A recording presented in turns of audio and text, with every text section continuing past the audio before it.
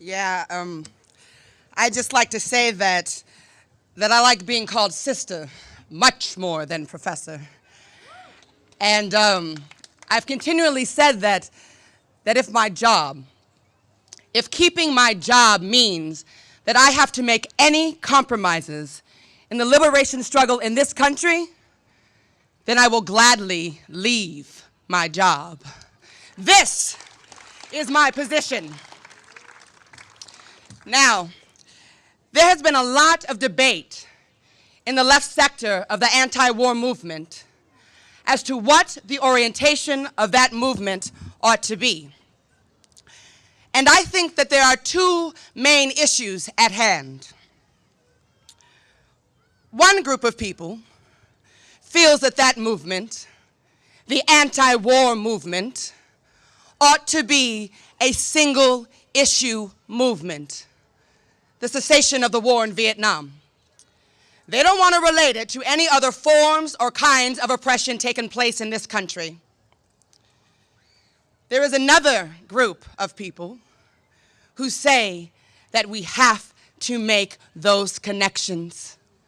We have to talk about what's happening in Vietnam as being a symptom of something that is happening all over the world, as something that is happening here in this country. And in order for the anti-war movement to be effective, it has to link up with the struggle for black and brown liberation, with the struggle for exploited white workers. Now, I think we have to ask ourselves why that first group of people wants the anti-war movement to be a single-issue movement. Somehow they feel that they need to tone down the political content in order to attract as many people as possible. They feel that mere numbers will be enough to impact this government's policy. But I think that we have to talk about the political content.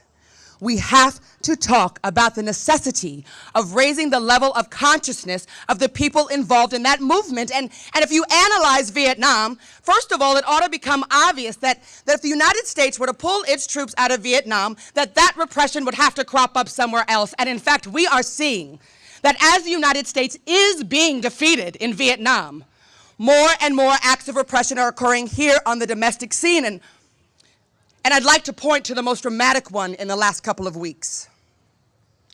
And that is the chaining and gagging of Chairman Bobby Seale and his sentence to 4 years for contempt of court. I think that this demonstrates that if the link-up is not made between what's happening in Vietnam and what's happening here, we may very well face a period of full-blown fascism very soon.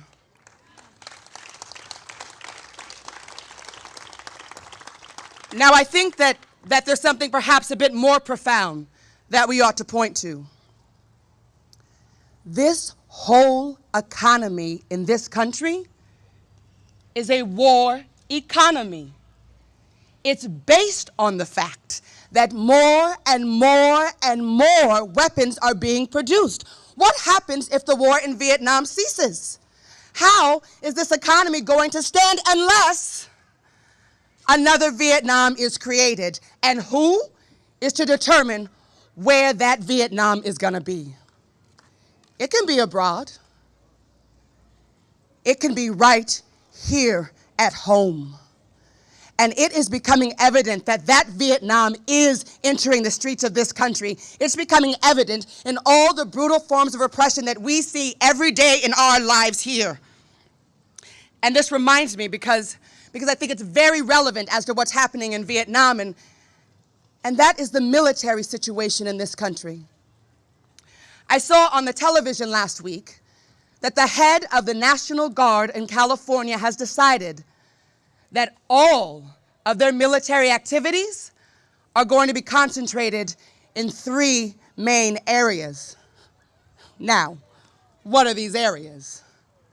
First, he says, disruption in minority communities. Then he says, disruption on the campuses. Then he says disruption in industrial areas. I think that this points to the fact that they are preparing to use the whole of that military apparatus to put down resistance in black and brown communities, on the campuses, in working class communities. I really feel they are preparing to do this now. It is becoming evident that the terror in society is no longer just isolated instances of police brutality here and there, but the terror of society is becoming an everyday instrument of the institutions of this country. The head of the National Guard said it outright. It's in the courts. There is terror in the courts. That judge, whose name is Hoffman, proved that he is going to take the terror of society and bring it into the courts. He is going to use what is supposed to be a court of law, justice, equality, whatever you want to call it, and use it to mete out all of these fascist acts of repression. Now, something else has been happening in the courts, and I think this is an incident that we all ought to be aware of because it's another instance of terror entering the courts. Down in San Jose, not too long ago, a young Chicano was on trial. And I'd like to read you a quote from the transcript, a quote by Judge Chargan, the fascist. He said, "Mexican people, after 13 years of age, it's perfectly all right to go out and act like an animal. Maybe Hitler was right. The animals of our society have no right to live among human beings. You are lower than animals and haven't the right to exist in organized society. Just miserable, rotten, lousy people." This is a direct quote from a transcript of something that's happening within the walls of a courtroom. How can we fail to see that there is a direct link between this kind of thing, between what's happened to Bobby Seale, between the unwarranted imprisonment of Huey Newton and what's happening in Vietnam? We are facing a common enemy, and that enemy is Yankee imperialism, and it is killing us both here and abroad.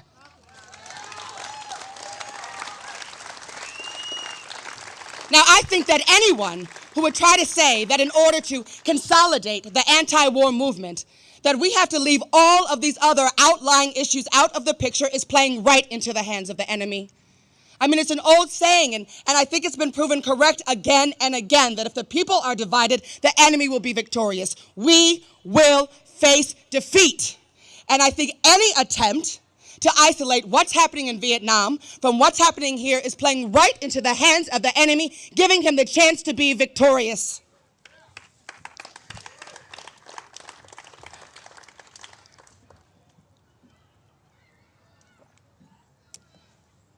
And I think that there's a much more concrete problem. If we talk about the anti-war movement as being a separate movement, what happens? What happens when the war in Vietnam ceases? What happens if Nixon suddenly says, we're going to bring all the boys home? Those people, the thousands, the millions of people involved in that movement would feel as though they had been victorious.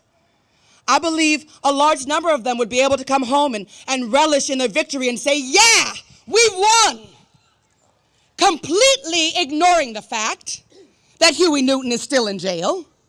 Completely ignoring the fact that Erica Huggins and all of the other brothers and sisters in Connecticut are still in jail. This is what we are faced with if we cannot make the intricate link between what's happening on the international scene and what's happening on the domestic scene.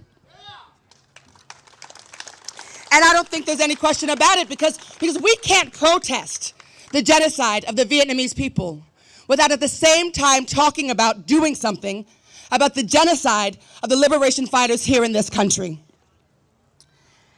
And I think we can draw a parallel between what's happening now and what happened in the 1950s. As the United States was being defeated in Korea, more and more acts of oppression did occur on the domestic scene. The McCarthy witch hunt started. It was the Communist Party that was the main target of that. And I think we have to ask ourselves why this period served to completely stifle revolutionary activity in this country. People were scared. They ran away. They lost their families. They lost their homes. They did not resist. This is the problem. They did not resist. Right now, the Black Panther Party is the main target of the repression coming down in this society, and the Black Panther Party is resisting. And I think that we all ought to get up and start standing and talking about resisting this oppression, resisting the onslaught of fascism in this country. Otherwise, this movement is doomed to failure. If the anti-war movement talks of only defending itself and not defending the liberation fighters in this country, then that movement is doomed to failure.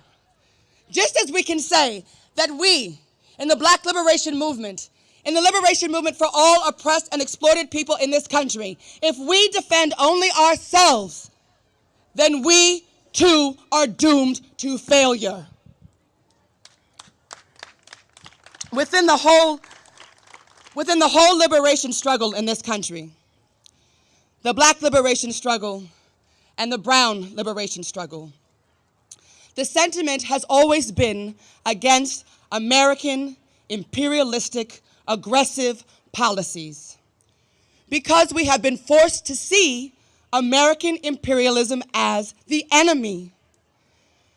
And while we are feeling it here at home, it is perhaps being felt much more brutally in Vietnam.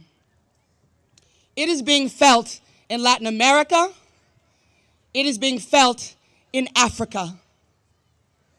We have to make the connections. The anti-war movement has to see that unless it makes the connections, it's going to become irrelevant. And what we have to talk about now is a united force, which sees the liberation of the Vietnamese people as intricately linked up with the liberation of Black and brown and exploited white people in this society. And it is only this kind of a united front, only this kind of a united force that will be victorious.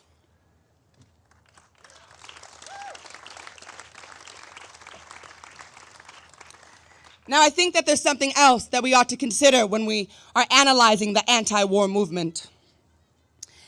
And the anti-war movement hasn't just depended on numbers. It hasn't just depended on attracting more and more people into the movement, regardless of their political orientation. If we remember not too long ago, the debate in the anti-war movement, or the peace movement then, was whether or not to talk about the cessation of bombing or the withdrawal of troops. Well, I think it's very evident now that we have to talk about the withdrawal of United States troops from Vietnam. This has only occurred through the process of raising the level of political consciousness of the people involved in that movement. And what we have to talk about now is not only the withdrawal of troops, but the recognition of the South Vietnamese Provisional Revolutionary Government. And we have to go a step further. This is what's happening in the anti-war movement, but we have to take it a step further. And if we are going to demand the withdrawal of troops and the recognition of the South Vietnamese Provisional Revolutionary Government, then we also have to demand the release of all political prisoners in this country here. This is what we have to demand. And I think that the liberation struggle here sheds a lot of light on what's happening in Vietnam. It shows us that we can't just push for peace in Vietnam, but we have to push for the recognizing of a revolutionary government. There is a kind of peace that was obtained right here in this country, in a courtroom. And that was the peace that Judge Hoffman forced onto Bobby Seale by chaining and gagging him. This is not the kind of peace we want to talk about in Vietnam. The kind of peace in which you have a puppet regime representing the interests of this country, in which you have other means of establishing the power of this government in Vietnam.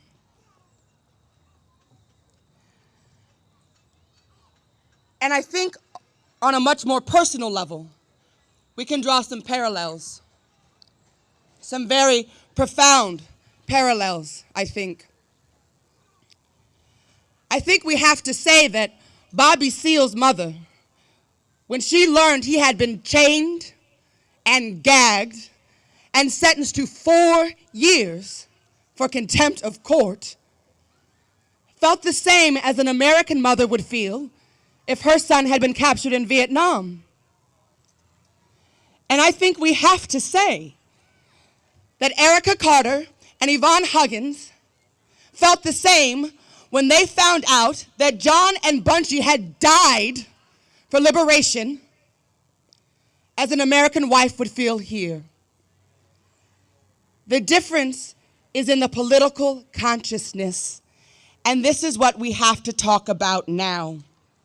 We have to talk to the American people about the fact that their husbands and their sons are victims of American imperialism. They are being forced to go and fight a dirty war in Vietnam. They are victims too, and we have to show them that their true loyalties ought to be with us in our liberation struggle here and with the Vietnamese in their liberation struggle there.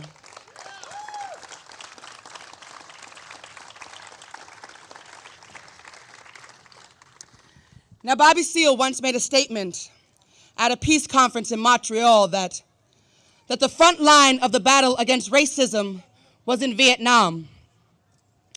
And I think we have to ask ourselves what this means, because I think a lot of people thought that what he was saying is that we could depend on the Vietnamese for our liberation here. This is not what he was saying. He was pointing to the inherent connection between what is happening there and what is happening here. And I think we can say that, and I'm talking from personal experience, I was in Cuba this summer, and I met with some representatives from the South Vietnamese Provisional Revolutionary Government. And they said that we revolutionaries, were their most important allies. And not because we take signs and march in Washington and say, US, get out of Vietnam, but rather because we are actively involved in struggling to satisfy the needs of our people here. And it is in this way that we can internally destroy the monster that is oppressing people all over this country. I have to say I felt a little inadequate about that, because what he's saying, what this representative of the South Vietnamese Provisional Revolutionary Government is saying, is that we are to escalate our struggle in this country. That we are to talk about making more and more demands about the liberation of our people. And I think we have to talk about this in the context of the upcoming march here and in Washington. We have to talk about the necessity of making simultaneous demands. And those demands ought to be the immediate withdrawal of troops from Vietnam. There ought to be victory for the Vietnamese. There ought to also be recognition of a revolutionary government. And I think perhaps this is most important. There ought to be the demand for the release of political prisoners in this country.